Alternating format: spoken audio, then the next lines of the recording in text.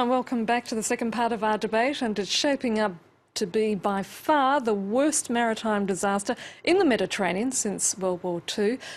Officials are estimating that some 700 migrants may have drowned off the coast of Libya when their boats sank over the weekend. The UN says the route from North Africa to Italy and Malta has become the world's deadliest. In Luxembourg, we've just seen the end of a European Commission meeting where the European Commissioners unveiled a 10-point action plan to deal with the crisis. And it's all coming as anti-immigrant rhetoric from politicians across Europe is on the rise. And with me to talk about it today here in the studio about the political backlash from this worsening crisis is Angela Tercia, a researcher at the Centre for European Studies at Sciences Po here in Paris. Alexis Poulain, the director of Euroactive, a website focusing on European policy, and Ali Zrek, a member of the centre-right party UMP. Thanks to all three of you for joining me here tonight. Alexis, let's start with you.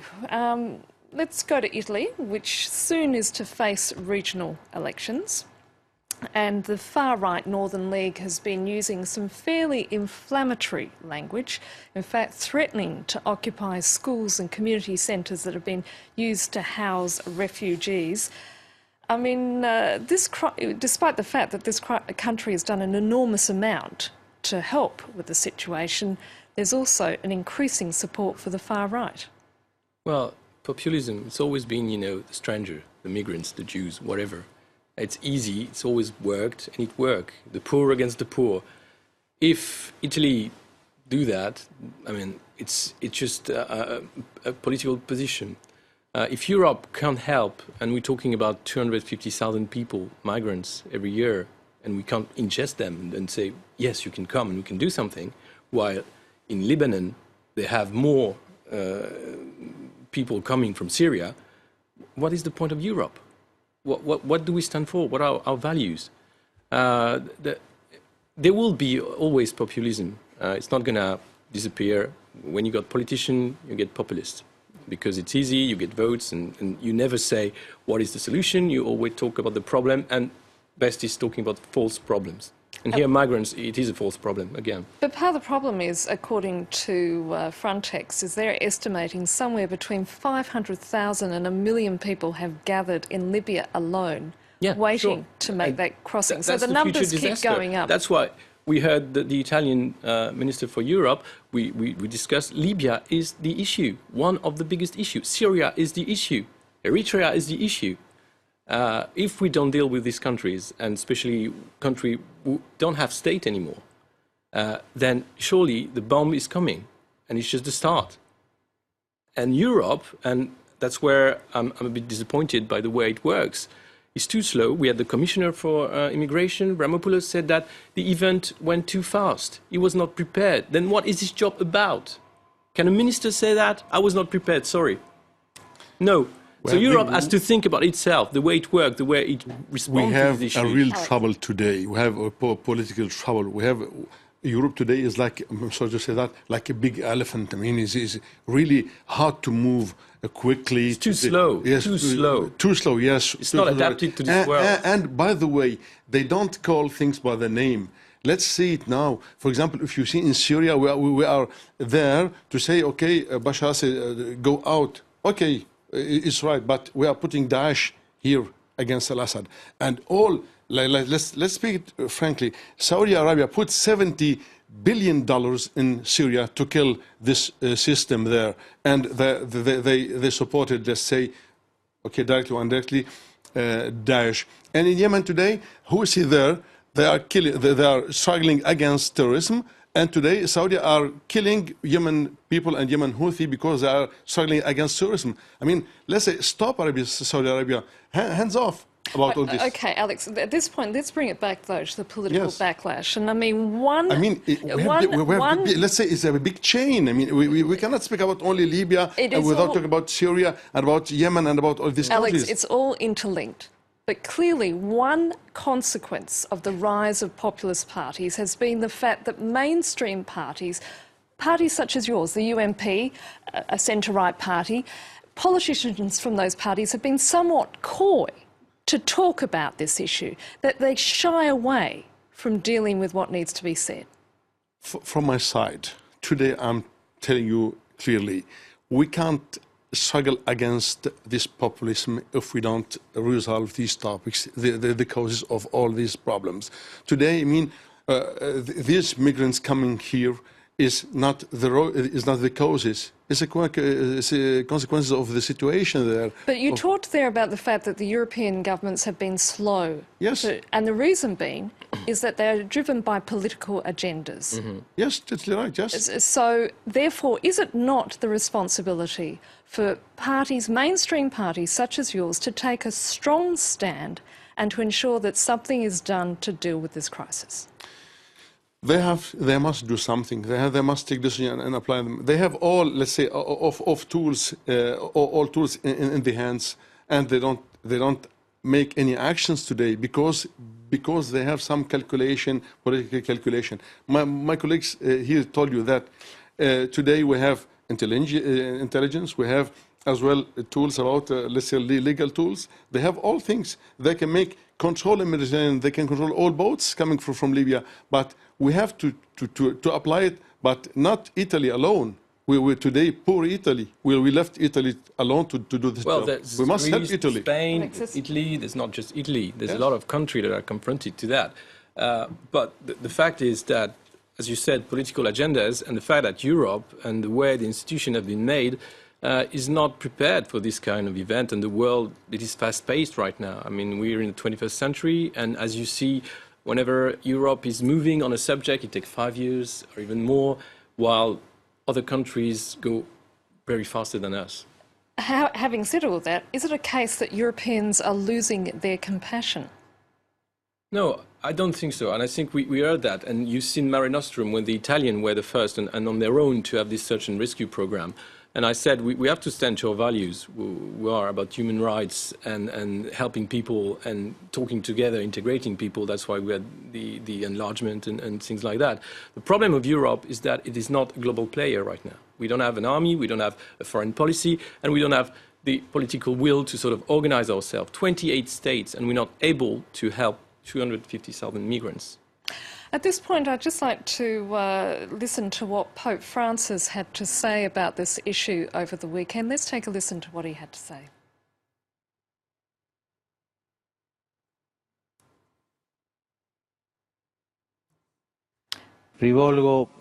I wish to make a heartfelt appeal to the international community. I ask her to react decisively and quickly to see to it that such tragedies are not repeated. These were men and women like us. They were our brothers seeking a better life, starving, persecuted, wounded,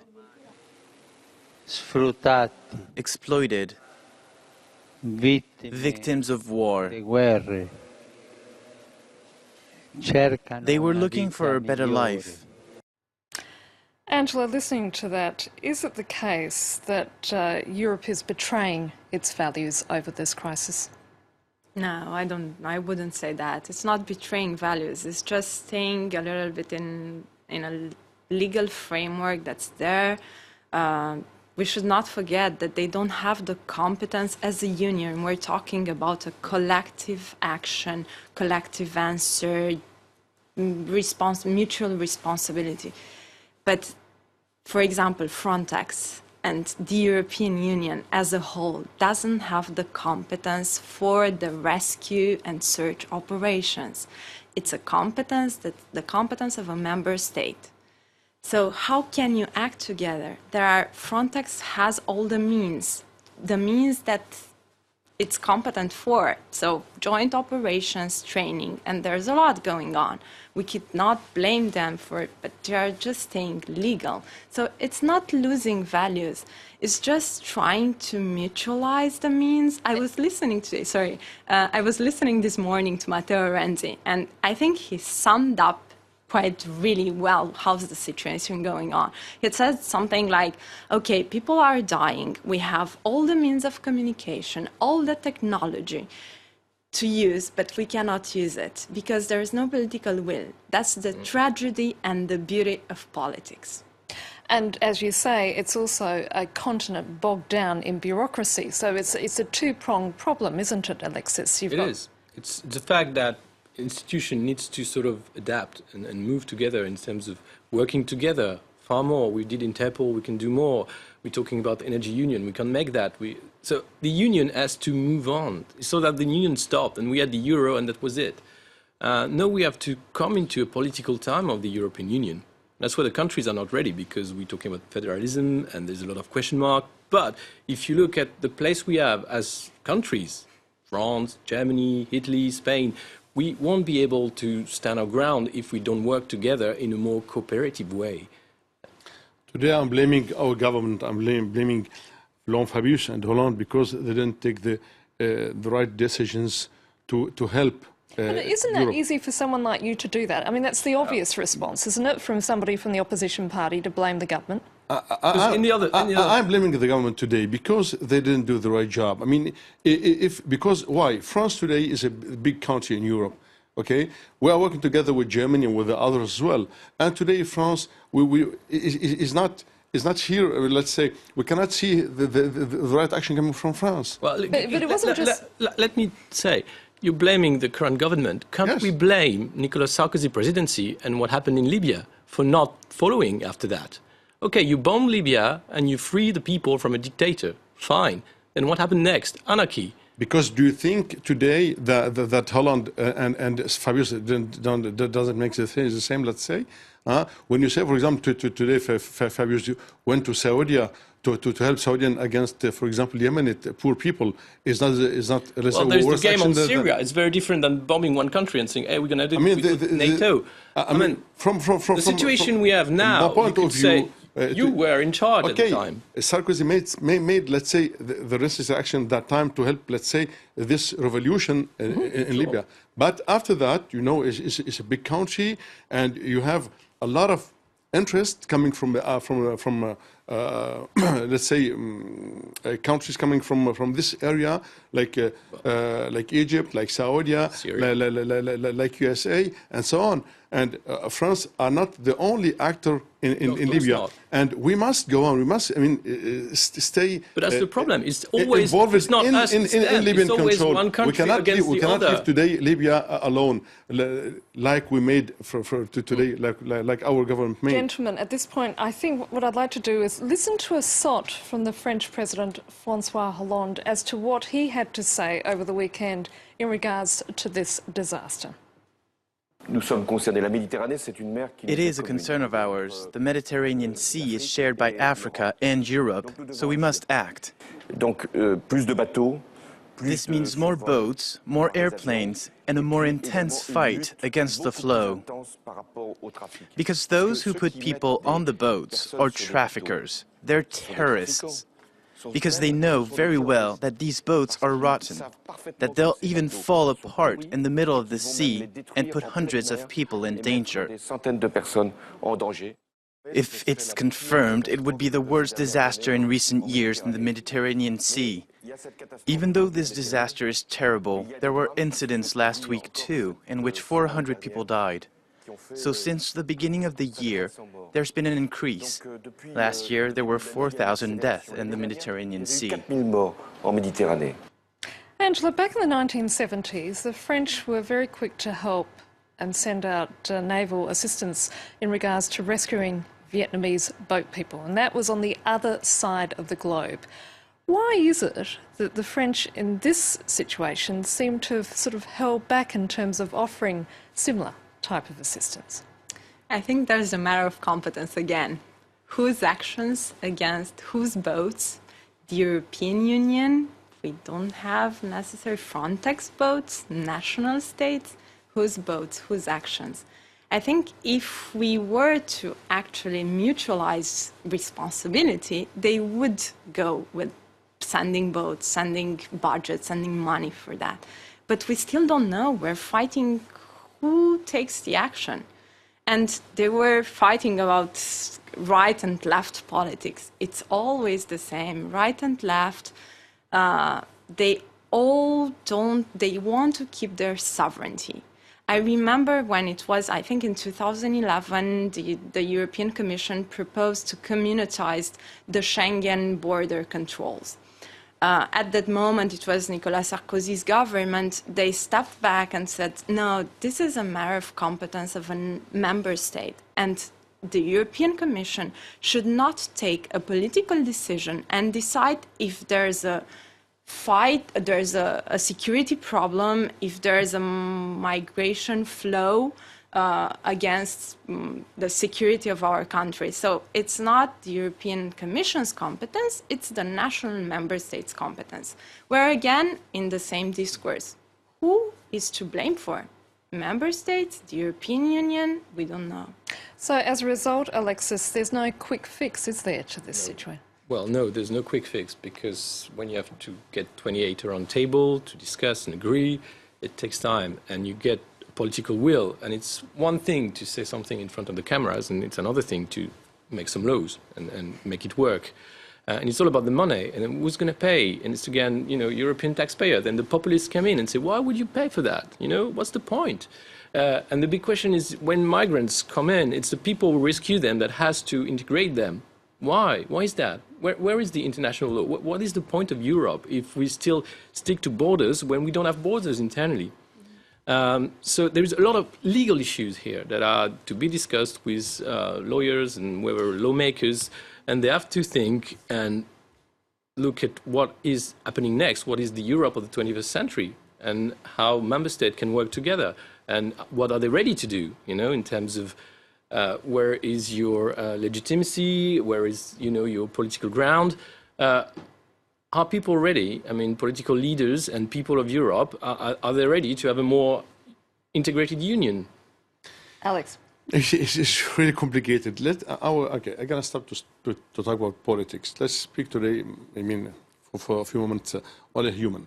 Today is unacceptable to have dead people in European border and this Mediterranean Sea.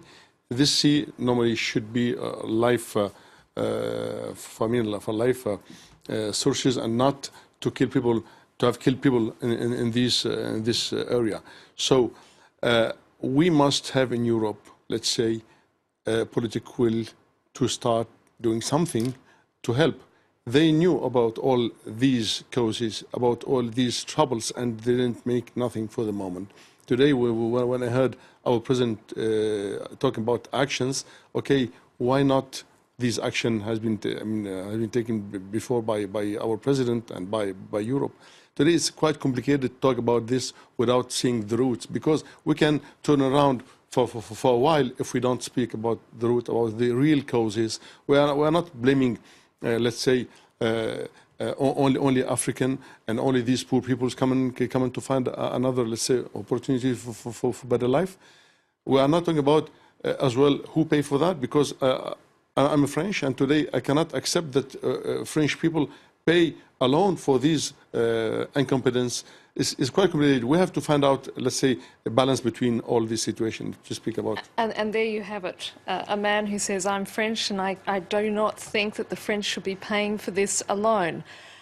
So as a result, the problem continues, Angela. Yeah, exactly.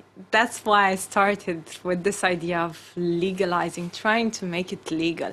Because even if we're talking about better asylum policies, we have right now a program started with 3 directives coming from the European Union and now implementing in France. And we see that, okay, we're just looking at asylum, but what are we going to do with those peoples who, more than half of them, are not even qualified to ask asylum because they come from the middle class and not the poorest part of those countries. So they are not qualified for that. And then again, so we should accept, probably it's time to accept, let's open it a little bit until we solve those problems and until we can really fight. But for the moment, the situation is really unstable, and we cannot fight with something that's unstable. When Christians are killed in Libya, we saw that yesterday. Who are you talking about and who to blame that you have the boats in the sea? Alexis? Well, no, it's the point. I mean, the Christian were Eritrean Christian that were killed, and we are the Pope. That's nice, but it's a religion issue somehow. I mean, and it's an economic issue. People, I mean, there is war, fair enough, but immigration always existed. When people from Italy went to New York at the time, they were looking for jobs, and the boats were coming in, and they were not sink at sea. So what is happening here? It's like, has the world changed so much that we can't give a chance to new people, to a new land? Are we an old land? Okay, we're the old continent. But here, you have to think about that. Migration won't stop. I'm afraid we're going to have to leave it there, folks, because it's time for Media Watch. And before we do, let me just... Last sentence. Very, very quickly... Okay, please, I want to say something. Stop feeding terrorism. Stop, do it. Not you, but for the countries who give money to feed Daesh today. Please stop doing this. Okay, well, at this point, let me thank my panellists for coming to the studio tonight, and that being, of course, Ali Strek. I hope this time around I pronounced it correctly, a member of the centre-right UMP party. Also, Alexis Poulin, director of Euroactive, a website focusing on European policy, and Angela Tessier, a researcher at the Centre for European Studies. And it's time now for Media Watch.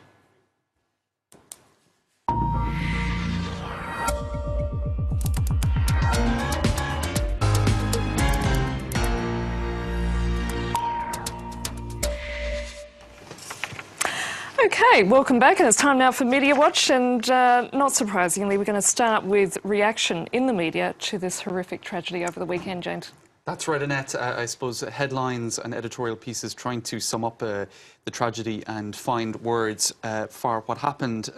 Darkest day, disgrace, EU under media fire after migrant horror. That's an article by the AFP that has appeared in the press around the world. They lifted two details that I thought were interesting. In Dagens Nyheter, which is a Swedish newspaper, we cannot say never again, hundreds of times, pointed out that Swedish daily. Meanwhile, Belgium's Le Soir used the image of an hourglass where every grain of sand that falls is human life lost. And they say, either down to blindness or cynicism, it appears Europe is waiting for a sufficient number of dead to create the conditions for mobilization. So there are some of the reactions that you're seeing in Europe's newspapers. Just to show you a few more, The Independent in the UK called it the EU's darkest day. An image that came back again and again, or a comparison, was instead of the Mediterranean Sea, the Dead Sea. Now, Libération, the left-leaning French daily, used that image, as did Il Fatto Quotidiano. You can see it there on the left, an Italian newspaper, La Mar Morto, and also in Spain, a newspaper in Madrid called it La Mar Muerto. So that seems to have come into the minds of a lot of editorial writers or those who are putting together front pages of Europe's newspapers this morning, Annette. One quote as well in the Sud-Ouest newspaper in France, they're saying this is a too long list of deadly dramas. And one quote that they lifted from an Italian MEP is that the Mediterranean Sea has become an immense cemetery. This is a human failure as well as a political failure for Europe. Some very powerful comments and images there, James. And associations and NGOs are also trying to emphasise the urgency of finding a solution. That's right, trying to come up with something impactful, especially in viral images. This one by Amnesty International, it was 103 years ago this past weekend since the Titanic sank. Everybody knows about it. It's a famous Hollywood movie, etc. That was, in 2014, 3,400 people drowned in the Mediterranean Sea. That is the equivalent of more than 2 Titanics. So I think those sort of cultural references drive the message home, because people are often blind, I think, to the true nature of this tragedy. This is another image by Amnesty. How many refugees and migrants will drown in the Mediterranean in 2015? That's 600, more than 600 in 2013, 3,400 in 2014, and we're only in April of 2015. Where is this going to end by December, or what would the figure be? So that is, I think, quite impactful as well. And finally, James, cartoonists have also been illustrating the tragedy, and you found quite a few during your search of social media. That's right, a lot of them doing the rounds. This one, I think, is also, I think it appeared in Le Courrier Picard, it's a French regional paper, 700 migrants, and they're pointing out the contrast between the Mediterranean Sea being a place of holiday making, and you can see their yachts in the background, and, you know, we'll have to clear up this mess before the holiday season, says that rather cynical sound bubble. This is one by Dilem for the Liberté newspaper in Algeria, and you can see here starfish at the bottom of the sea in the form of the European flag, the African youth dreaming of Europe, and so that's a very, I think, poignant cartoon. Back to Le Soir in Belgium here, and you can see what they're depicting as a sort of indifference of the European authorities, and that boat there in the form of a coffin. So lots of different images like that. I'll just try to finish if I can find one at the end here that I thought summed it up quite well. You can see Europe, well, I'm not sure if we have it now, but it was Europe as the Grim Reaper. In any case, lots of images trying to sum up the tragedy of it all. James Crittenden, thank you so much for that. And James is going to be back with more images from social media after a break, in which my colleague Laura Cellier will have more news and headlines. In the meantime, thanks again to my guests for being here on the France 24 debate, and do stay with us here on France 24.